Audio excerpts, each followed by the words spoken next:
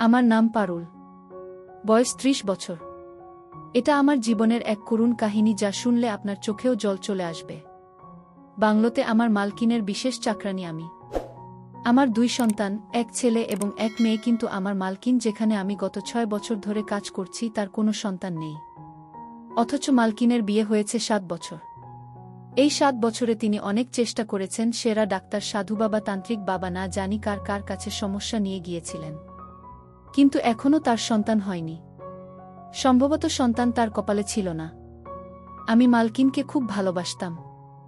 মালিক আর মালকিনের ভালোবেসে বিয়ে করেছিলেন। তাদের বিয়ের ১ বছর পরেই তিনি আমাকে তাদের বাড়িতে কাজের জন্য রাখেন। আমি তার সবচেয়ে বিশ্বস্ত চাকরানী, তাই তিনি আমার সাথে ভালো মন্দ সব কথা শেয়ার করতেন। আমি তার দুঃখ সহ্য করতে পারতাম না। মালিক সন্তানের জন্য পাগল। তিনি বলতেন, যাই ঘটুক না কেন তার একটি সন্তান চাই। স্বামী স্ত্রীর মধ্যে খুব ভালোবাসা ছিল, কিন্তু সন্তান হয়নি বলে মালিক মালকিন এর থেকে দূরে দূরে থাকতে শুরু করেন। তিনি সবসময় বলতেন, আমার শুধু একটা সন্তান চাই, যেভাবেই হোক। আমার নিজের রক্ত চাই। আমি আমার বাবা মায়ের একমাত্র সন্তান, তাই আমিও চাই আমার নিজের একটা সন্তান হোক এবং সে যেন আমার বংশকে এগিয়ে নিয়ে যায়। সন্তান না হলে আমার বংশ শেষ হয়ে যাবে। মালিকের এত সম্পত্তি দেখার জন্য একজন উত্তরাধিকারী দরকার। অনেকে তাকে দত্তক নেওয়ার পরামর্শ দিয়েছিলেন, কিন্তু মালিক বলতেন, নিজের রক্ত নিজের এবং পরে রক্ত সবসময় পর হয়। মালকিন সবরকম চেষ্টা করে দেখেছেন, তবুও তিনি গর্ভবতী হতে পারেননি। তিনি এই নিয়ে খুব টেনশনে ছিলেন। এমনকি তিনি জাদুটোনাও করেছিলেন, কিন্তু সমস্ত চেষ্টা ব্যর্থ হওয়ায় তিনি মুশড়ে বলেন। মালিক বললেন যে তিনি যদি তার উত্তরাধিকারী না পান তবে তিনি অন্য মহিলাকে বিয়ে করবেন। মালকিন চাননি যে তার স্বামী বাড়িতে অন্য মহিলাকে নিয়ে আসুক। এমনকি মালিকও চাননি, কিন্তু তিনিও অসহায়। আমি এই পুরো সময়ে মালকিনকে অনেক সাহায্য করেছি। তিনি তান্ত্রিক বাবার কাছে যাওয়ার সময় আমাকে সঙ্গে করে নিয়ে যেতেন। আমিও এই সাহায্যের বদলে অনেক উপকার পেয়েছি। এখন মালিক দ্বিতীয় বিয়ে করার সিদ্ধান্ত নিলে মালকিন কান্নাকাটি শুরু করতেন। আর মালিক কখনো মালকিনের চোখে জল দেখতে পারতেন না। প্রতিবারই মালিক মালকিনের কান্না দেখে নিজেকে দ্বিতীয় বিয়ে করা থেকে বিরত থাকতেন। আর মালকিনকে বোঝাতেন, যাই হোক না কেন তার মনের মালকিনের যেই স্থান, সেই স্থান তিনি কখনো অন্য স্ত্রীকে দেবেন না। তিনি কেবল সেই স্ত্রীর কাছ থেকে সন্তান চান। এখন মালিক সিদ্ধান্ত নিলেন যে যাই ঘটুক না কেন তাকে সন্তানের জন্য দ্বিতীয় বিয়ে করতেই হবে। এই কথা শুনে মালকিন খুব টেনশনে ছিলেন। তার অবস্থা খুব খারাপ। আমি দেখতে পাচ্ছি তিনি কাঁদতে কাঁদতে ঘরের মধ্যে এদিক ওদিক হাঁটাহাঁটি করছিলেন। আমি তাকে বললাম, মালকিন, কিচ্ছু হবে না, চিন্তা করবেন না, সব ঠিক হয়ে যাবে। তখন তিনি বললেন, তুমি জানো না পারুল, আমি আমার স্বামীকে খুব ভালোবাসি। আমি তার অন্য স্ত্রী সহ্য করতে পারব না। আমি জানতাম না যে বিয়ের পর ভগবান আমাকে সন্তান দেবেন না, আর এই কারণে আমার প্রতি আমার স্বামীর ভালোবাসা কমে যাবে। আমি মালকিনকে সান্ত্বনা দিয়ে বললাম, মালকিন, মালিক আপনাকে ভীষণ ভালোবাসেন। তিনি বাধ্য হয়ে দ্বিতীয় বিয়ে করতে চাইছেন। মালকিন বললেন, স্বামীর দ্বিতীয় স্ত্রী যখন সন্তান হবে তখন আমার জন্য তার মনে যে ভালোবাসা আছে তাও শেষ হয়ে যাবে, কারণ আমি তো তাকে সন্তান দিতে পারলাম না। যদি সে তাকে সন্তান দেন তাহলে আমার স্বামী তাকে এবং তার সন্তানকে আরও বেশি মূল্য দেবে, আর আমার এই বাড়িতে একটু সম্মান থাকবে না। তাই আমি এটা মোটেই চাই না। আমি চাই আমার স্বামী সন্তান নিক, কিন্তু সারা জীবনের মতো বাড়িতে সত্যি না নিয়ে আসে। এই শহরে আমার কিছু সম্মান আছে। আমার স্বামীর বন্ধুরাও তাকে আবার বিয়ে করার পরামর্শ দেয়, যাতে এই বাড়িতে আমার মাথা নিচু হয়ে যায়। কিন্তু আমি এটা কিছুতেই হতে দেব না। আমি কোনো না কোনো উপায় খুঁজে বের করবই। তারপরে আকাশ কুসুম কল্পনা করতে করতে হঠাৎ থেকে অদ্ভুতভাবে আমার মুখের দিকে তাকাতে লাগলেন। আমিও মালকিনের দিকে তাকিয়েছিলাম। হঠাৎ তার হলো কি, আর তিনি আমার দিকে এভাবে তাকাচ্ছেন কেন? তারপরে মালকিন হঠাৎ আমার মুখের দিকে তাকিয়ে আমার হাত ধরে বললেন, পারুল, তুমি কি আমাকে সাহায্য করবে? আমি অবাক হয়ে বললাম, হ্যাঁ, আমি সবসময় আপনার কাজ করার জন্য রেডি। আপনি না বললেও আমি সবসময় আপনাকে সাহায্য করব, কারণ এটা আমার কর্তব্য। আপনি শুধু আমাকে কি করতে হবে বলুন। তখন তিনি বললেন, আজ আমি তোমার কাছে এমন একটা সাহায্য চাইব, হয়তো তুমি কখনোই এই সাহায্যের জন্য রাজি হবে না। তার কথা শুনে অবাক হয়ে ভাবলাম যে এটা কি ধরনের কাজ, আর কি এমন সাহায্য যা আমি তার জন্য করতে পারব না। আমি বললাম, মালকিন, আমি আমার সাধ্যমতো আপনাকে সবরকম সাহায্য করার চেষ্টা করব। তখন তিনি বললেন যে আমি এখন যা বলব তা করাটা হয়তো তোমার জন্য খুব কঠিন হবে। আর তুমি না বলে দেবে? তার কথা শুনে খুব অবাক হয়ে ভাবলাম তিনি আমার কাছে এমন কি সাহায্য চান। কিন্তু পরের মুহূর্তেই তিনি আমার মুখের দিকে তাকিয়ে এমন সাহায্য চাইলেন যে মনে হলো আমার মাথায় আকাশ ভেঙে পড়ল। মালকিনের কথা শুনে আমি একেবারে স্তব্ধ হয়ে গেলাম। তিনি আমার মুখের অভিব্যক্তি দেখে বুঝতে পেরে বললেন, আমি জানতাম তুমি এই বিষয়ে আমাকে সাহায্য করবে না। কারণ এই কাজটা খুব কঠিন এবং কোনো মহিলা এই কাজ এত সহজে করতে রাজি হয় না। তখন আমি বললাম, মালকিন, এটা কিভাবে সম্ভব? এত বড় কাজ আমি কিভাবে করতে পারব, তাও কাউকে না জানিয়ে? এই কাজে আমার যা ক্ষতি হবে তার থেকে আপনার ক্ষতি বেশি হবে। এ কথা বলেই আমি চিন্তায় পড়ে গেলাম।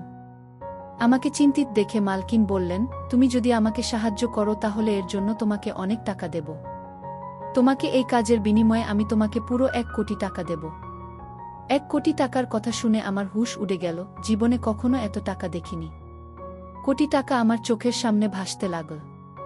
কারণ আমরা খুব গরিব আর একজন দরিদ্র কৃষকের সাথে আমার বিয়ে হয়েছিল। আমার স্বামী সন্তানদের নিয়ে গ্রামে থাকতেন। আর আমি শহরে মালকিনের বাড়িতে কাজ করতাম। এখানে কাজ করে প্রতি মাসে স্বামীর কাছে টাকা পাঠাতাম। যখন থেকে আমি এখানে কাজ শুরু করি আমার স্বামী কাজ করা ছেড়ে দিয়ে লাখ লাখ টাকা ঋণ নিয়ে মস্তি করে বেড়াতেন। আমাদের দিন প্রায় 6-7 লাখ টাকা। এই কোটি টাকা আমাদের খুব কাজে লাগত। লোকে কি বলবে এতে আমার কিছু যায় আসে না। কিন্তু আমি ভয় পাচ্ছি যে আমার স্বামী আমাকে এই কাজের জন্য অনুমতি দেবে না। তবে আমি আশা করছি যে 1 কোটি টাকার কথা শুনলে সে সঙ্গে সঙ্গে রাজি হয়ে যাবে। এইসব ভেবে সঙ্গে সঙ্গে আমি মালকিনের কাজ করতে রাজি হয়ে বললাম, আমি আপনাকে সাহায্য করতে রাজি। তবে আপনাকে মালিককেও এই কাজের জন্য রাজি করতে হবে। মালকিনকে আরও বললাম যে বাইরের কেউ যদি এই বিষয়ে জানতে পারে তাহলে তারা খারাপ খারাপ কথা বলবে। আর তাতে আপনাদের সম্মান নষ্ট হবে এবং সবচেয়ে বড় কথা হল মালিক এই কাজে রাজি হবেন কিনা। মালকিন বলতে লাগলেন, আমার স্বামী যখন দ্বিতীয় বিয়ের জন্য রেডি তখন সে খুব সহজেই এই কাজের জন্য রাজি হয়ে যাবেন। তুমি তো জানো আমি আমার হৃদয়ে পাথর রেখে এ কথা বলছি।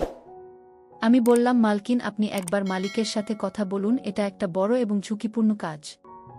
মালকিন বললেন, আমি জানি এটা কোনো ছোটখাটো কাজ না। আমি মালকিনকে আরেকবার ভাবতে বললাম যাতে পরে তার অনুশোচনা না হয়। মালকিন বললেন, আমি অনেক কষ্টে এই সিদ্ধান্ত নিয়েছি, এখন আমি আমার সিদ্ধান্ত থেকে পিছিয়ে যাব না। তুমি আমাকে সাহায্য করো, না হলে সবকিছু শেষ হয়ে যাবে। তিনি আরও বললেন যে তিনি সারা জীবন শচীনকে সহ্য করতে পারবেন না, তবে 1 রাতের জন্য কষ্ট সহ্য করতে পারবেন। তাই তাকেই সব করতে হবে। আমিও মনে মনে ঠিক করলাম যে এই কাজটা আমার জন্য অনেক বড়। প্রথমে আমাকে আমার স্বামীর কাছ থেকে অনুমতি নিতে হবে, তারপরেই আমি এই কাজ করতে পারব। আমার স্বামী যদি আমাকে অনুমতি দেন তাহলে আমি মালকিনকে সবরকম সাহায্য করতে রাজি। তবে আমাদের এই কাজটা যতটা সম্ভব লোকচক্ষুর আড়ালে করতে হবে। কারণ এই ব্যাপারটা যদি জানাজানি হয়ে যায় তবে মালিক এবং মালকিনকে লোকেরা ভুল বুঝবে। এদিকে আমি মালিককে ভয় পাচ্ছিলাম, কারণ মালিক খুবই রাগী। তিনিই মালকিনকে খুব ভালোবাসতেন, কিন্তু যখন তিনি জানতে পারবেন যে মালকিন এরকম প্ল্যান করছেন তখন তার প্রতিক্রিয়া কি হবে কে জানে। আমি আমার স্বামীকে ফোন করি আর মালকিন মালিকের আসার অপেক্ষা করছিলেন। আসলে মালকিনের পরিকল্পনা ছিল যে আমি তার স্বামীর সন্তানের জন্ম দেব। কারণ মালকিন শচীনকে সারা জীবন সহ্য করতে পারবেন না। কিন্তু সন্তানের জন্য 1 রাত অন্য মহিলার সাথে স্বামীকে সহ্য করতে তার ক্ষতি নেই। শুধু একটা রাতের ব্যাপার। মালকিন আমাকে বলেছিলেন যে তুমি আমার পরিবর্তে আমার ঘরে যাবে আর আমার স্বামীর সাথে তোমার সম্পর্ক হবে, তারপরে তুমি গর্ভবতী হবে। আর সন্তানের জন্মের পর তুমি আমাদের সন্তানকে আমাদের কাছে ফিরিয়ে দেবে। বিনিময়ে আমি তোমাকে 1 কোটি টাকা দেব। এই কাজে আমার কোনো সমস্যা হবে না, কারণ আমার আগে থেকেই 2 সন্তান আছে। ভগবান আমাকে ছেলে ও মেয়ে উভয়ের দিয়েছেন, তাই আমার আর কোনো সন্তানের ইচ্ছা ছিল না। আর ওদিকে মালিক ও তার নিজের সন্তান চাইতেন। মালকিন যদি অন্য কাউকে এই কাজটি করতে বলতেন তবে তাদের সম্মানের উপর প্রভাব পড়ত। আমি তাদের বাড়িতে থাকতাম, তাই এই সমস্যাগুলো জানতাম। তাই তিনি আমাকে এই কাজটি করতে বলেছিলেন, কিন্তু একজন মহিলার পক্ষে তার স্বামীর সাথে অন্য মহিলাকে সহ্য করা খুব কঠিন। কিন্তু এটা করতে মালকিন বাধ্য ছিলেন। এই কাজের সাথে সাথে মালকিন আমাকে একটা শর্ত দিয়েছিলেন। তিনি বলেছিলেন, পারুল, আমাকে ক্ষমা করো। পুরুষদের স্বভাব যে কোনো সময় বদলে যেতে পারে। তাই এই সন্তানের জন্মের পর তুমি তোমার গ্রামে গিয়ে তোমার স্বামীর সাথে থেকো, তোমাকে আমাদের বাড়িতে কাজে রাখতে পারব না। মালকিনের এই কথাটা আমার খুব খারাপ লেগেছিল। আমি তাকে বললাম, তাহলে আমি কোথায় কাজ করব? আর আমার সংসার কিভাবে চলবে? মালকিন বললেন যে প্রথমত কোটি টাকা পাওয়ার পরে তোমার কাজ করার দরকার পড়বে না।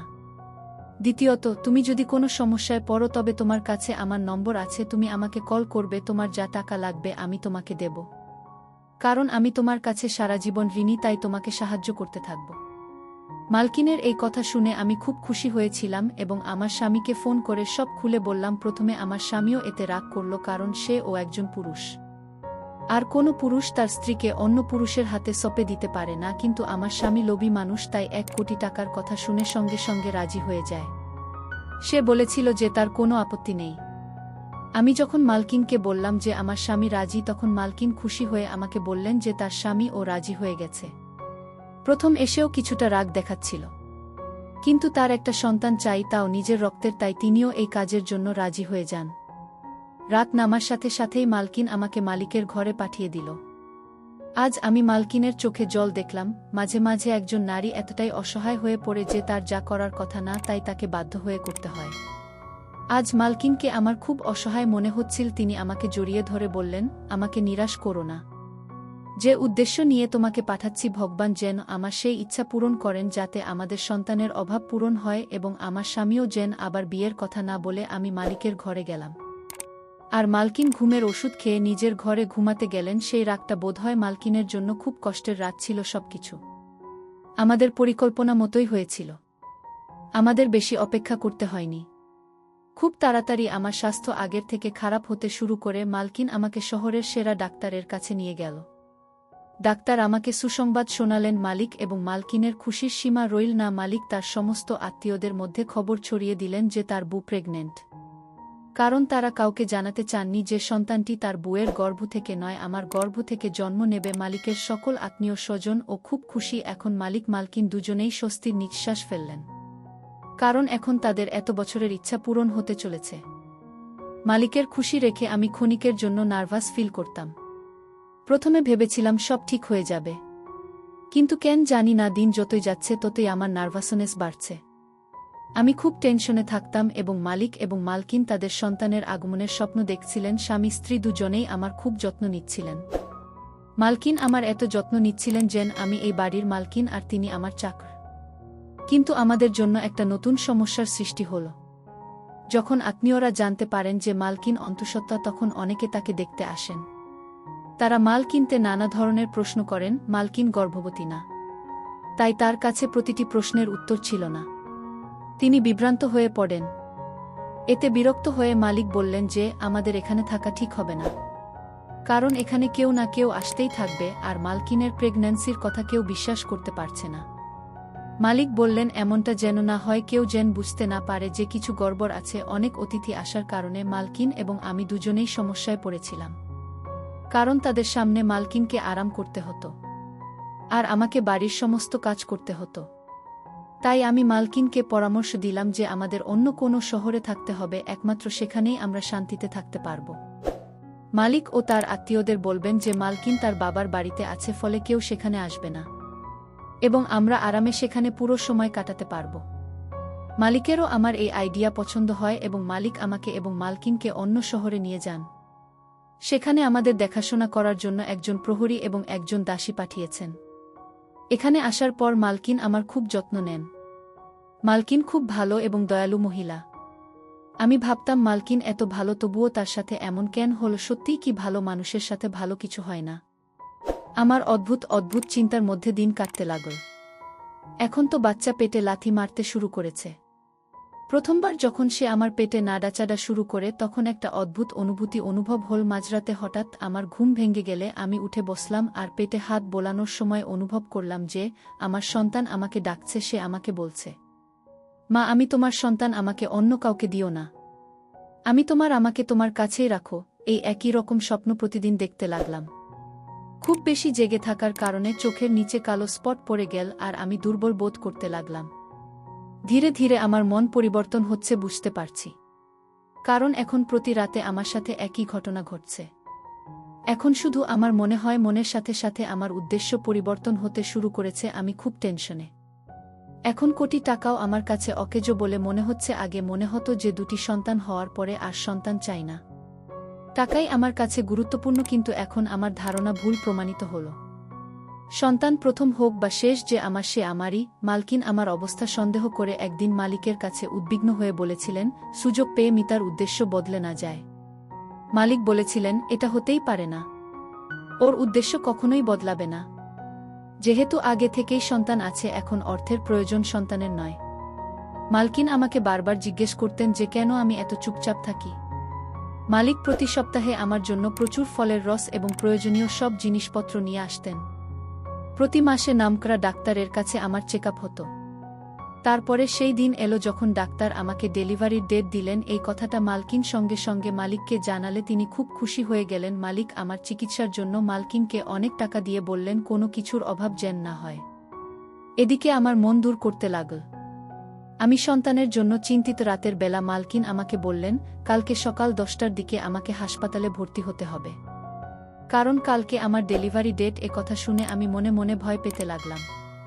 কারণ আমার সন্তান আমি কাউকে দিতে পারব না। কোটি টাকার জন্য আমি আমার সন্তান অন্য কাউকে দিতে পারব না। যদিও বাচ্চার বাবা মালিক, কিন্তু আমিও তো মা, আর বাবার চেয়ে মায়ের হৃদয়ে সন্তানের জন্য বেশি ভালোবাসা থাকে। যাকে 9 মাস গর্ভে ধরে রেখেছি তাকে কিভাবে অন্য মায়ের কোলে তুলে দেব? আমি আমার শরীরের অঙ্গ অন্য কাউকে দিতে পারব না। 1 কোটিতে কেন 100 কোটি টাকা দিলেও না। রাতে মালকিন তার ঘরে গিয়ে শুয়ে পড়লে আমি তাড়াতাড়ি জিনিসপত্র গুছিয়ে লুকিয়ে সেখান থেকে পালিয়ে যায়। ব্যথা অনুভব করতে লাগলাম, কারণ আমার ডেলিভারির সময় এসে গেছে। তাড়াতাড়ি রাতের বাস ধরে শহর ছেড়ে বেরিয়ে এলাম।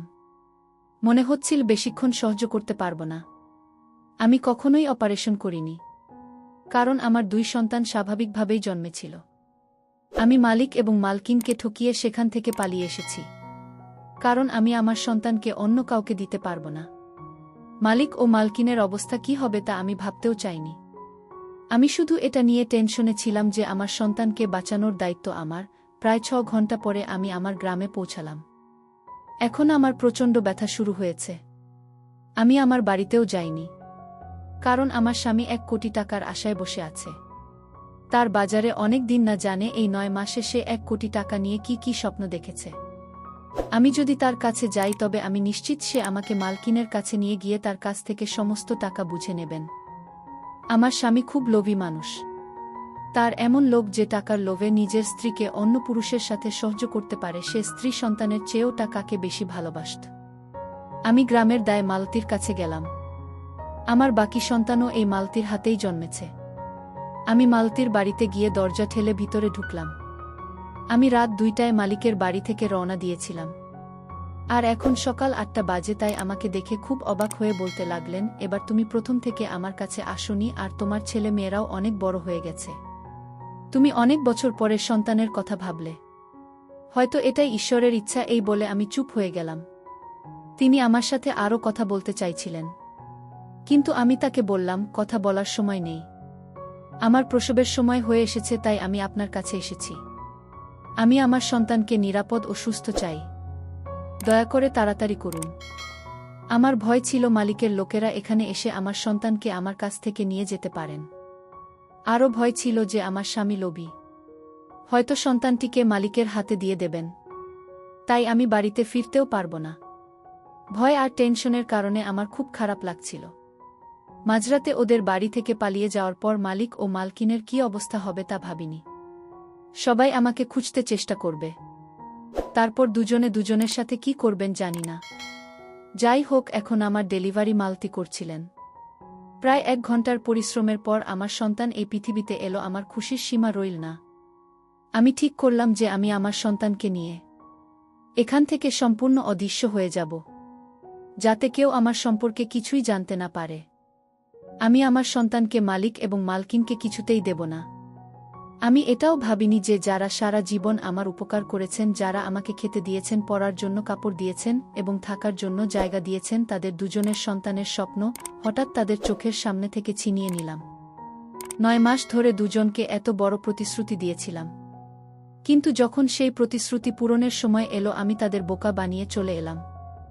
আমি জানতাম না যে একজন মা এতটা স্বার্থপর হতে পারে যতটা আমি হয়েছি। আমার সন্তান এই পৃথিবীতে এসে গেছে। তার কান্নার শব্দ শুনে আমার মনে স্বস্তি এসেছে। 2-3 ঘন্টা বিশ্রামের পর আমি আমার সন্তানকে নিয়ে অনেক দূরের এক ছোট্ট গ্রামে গেলাম। এখানে আমি এক পুরনো কুঁড়ে ঘরে থেকে আমার সন্তানের লালন পালন করছি। সম্ভবত আমার স্বামী মালিক এবং মালকিন আমাকে খুঁজে পাওয়ার অনেক চেষ্টা করেছেন, কিন্তু আমি এত দূরে চলে এসেছি যে তারা আমার সম্পর্কে কিছুই জানতে পারেনি। এখানেও আমি মানুষের বাড়িতে কাজ করে সন্তানকে বড় করছিলাম, কিন্তু বোধহয় আমার কর্মের শাস্তি আমাকে পেতে হয়েছে, কারণ আমি ওই স্বামী স্ত্রী উভয়ের মনে দুঃখ দিয়েছিলাম। আমার কাজের এমন শাস্তি পেলাম যে একদিন হঠাৎ করে আমার শরীর খুব খারাপ হয়ে গেল। গ্রামের লোকেরা আমাকে এক সরকারি হাসপাতালে ভর্তি করলে সেখান থেকে জানা গেল আমার ক্যান্সার হয়েছে এবং যে কোনো দিন আমি মারা যেতে পারি। আমার স্মৃতিকে মনে করার জন্য আমার জীবনের পুরো গল্পটি একটা ডায়েরিতে লিখতে শুরু করি, যাতে কোনো মহিলা আমার করা ভুলটি না করে। আমি প্রতিদিন ডায়েরি লিখতাম। এখন আমার ছেলের বয়স 15 বছর। ছোটবেলা থেকেই সে খুব বুদ্ধিমান, কারণ মালিকও খুব বুদ্ধিমান এবং সৎ মানুষ ছিলেন, বহর বাবার মতো হয়েছে। ছেলেকে বড় করার জন্য ঈশ্বর সম্ভবত আমাকে 15 বছর বাঁচিয়ে রেখেছিলেন। জানি না কিভাবে একদিন সেই ডায়েরিটা ছেলের হাতে পড়ল। আমি তাকে গ্রামের সরকারি স্কুলে পড়েছিলাম, যে পড়ালেখায় খুব ভালো ছিল। ছেলে আমার ডায়েরি পড়ে আমার বাস্তবতা সম্পর্কে সবকিছু জানতে পেরে যায়। সে আমাকে এ বিষয়ে প্রশ্ন করলে আমি ভয় পেয়ে যাই যে সে কিভাবে এই কথা জানল। তারপর সে আমাকে আমার ডায়েরি দেখাল, আর সেই ধাক্কা সহ্য করতে না পেরে আমার শরীর খারাপ হতে লাগল। ছেলে সম্ভবত আমাকে বাঁচানোর জন্য সব কিছু করেছে। ডায়েরিতে সেই বাড়ির ঠিকানা লেখা ছিল যেখানে মালিক এবং মালকিন থাকতেন। ছেলে আমাকে গ্রামের এক মাসির কাছে রেখে মালিক এবং মালকিনের কাছে গেল, সাথে আমার ডায়েরিও নিয়ে গেল। আমি তাকে যেতে দিতে চাইছিলাম না, কিন্তু সে আমার কথা শোনেনি। সে একাই সেখানে গিয়ে মালিক এবং মালকিনের কাছে সম্পূর্ণ কথা খুলে বল। ছেলেটি মিথ্যে কথা বলছে ভেবে মালিক এবং মালকিন খুব রেগে গেলেন, কিন্তু যখন তারা এর চেহারা ধ্যান দিয়ে দেখলেন তখন তারা অবাক হলেন, কারণ মালিকের গালে এক ছোট্ট তিল ছিল, আর এই ছেলেটির গালে ও তাই ছিল, এবং ছেলেটির হাবভাব হুবহু মালিকের মতোই। ফলে তারা বুঝতে পারেন যে ছেলেটি তাদেরই সন্তান। রাগের কারণে মালিক এবং মালকিন আমাকে সাহায্য করবেন না ভেবেছিলেন, কিন্তু ছেলে বারবার বলছিল যে আপনারা আমাকে বাঁচান, অপারেশন না করলে তিনি মরে যাবেন। মালিক এবং মালকিনের আজ পর্যন্ত কোনো সন্তান হয়নি, কারণ আমি পালিয়ে যাওয়ার পরে তাদের সন্তানের ইচ্ছা শেষ হয়ে গিয়েছিল, কারণ মালিক ভাবতেন হয়তো ভগবান চান না যে আমাদের সন্তান হোক। এমনও হতে পারে যে তিনি আবার বিয়ে করলেন, আর সেই মেয়েরও উদ্দেশ্য বদলে গেল, তাদের এত বিশ্বস্ত কাজের মেয়ে বদলে গেছে। এইসব ভেবেই তিনি মন থেকে সন্তানের চিন্তা দূর করে দিয়েছেন। তারা দুজনে ছেলেটির সাথে আমার সঙ্গে দেখা করতে এসে আমাকে দেখে তাদের পুরনো স্মৃতি মনে পড়ে গেল। আমাকে এত কষ্ট পেতে দেখে তারা আমাকে ক্ষমা করে দিয়েছিলেন, কিন্তু তারা আমার কাছে অভিযোগ করেছিলেন যে তুমি আমাদের সাথে ভালো কাজ করনি, তোমার জন্য আমাদের অনেককে মিথ্যা বলতে হয়েছে।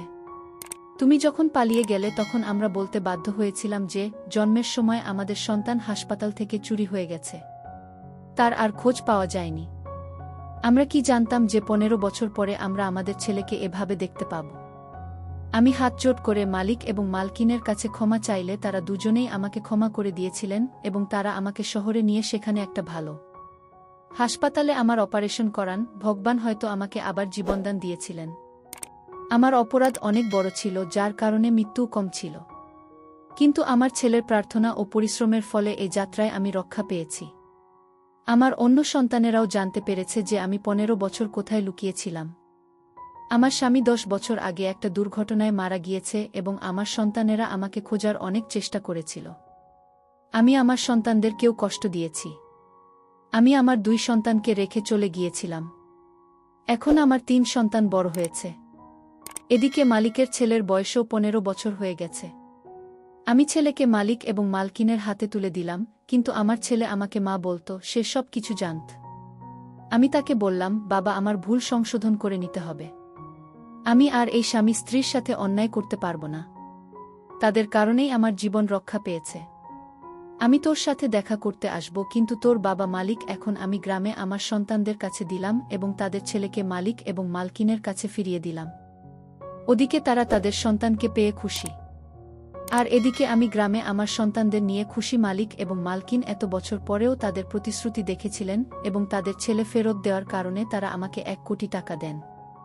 আমার টাকার দরকার ছিল না, কিন্তু তারা বললেন, এখন তোমার স্বামী নেই, তাই এই টাকাটা রাখো, তোমার কাজে লাগবে। আমার আফসোস হচ্ছিল যে আমি এত ভালো স্বামী স্ত্রীর সাথে অনেক বড় অন্যায় করেছি। ছোট ছেলের স্মৃতি এখনও আমাকে তাড়া করে, যখন তার কথা মনে পড়ে তখন আমি তার সাথে দেখা করতে চলে যাই। মালিক এবং মালকিন লোকেদের জানান যে তাদের সেই ছেলে যে হাসপাতাল থেকে চুরি হয়ে গিয়েছিল তাকে 15 বছর পর তারা খুঁজে পেয়েছেন। আমার ছেলে মালিক এবং মালকিনকে তার বাবা মা হিসেবে মেনে নিয়েছে। এখন সে তাদের সাথে খুব খুশি। ধন্যবাদ বন্ধুরা।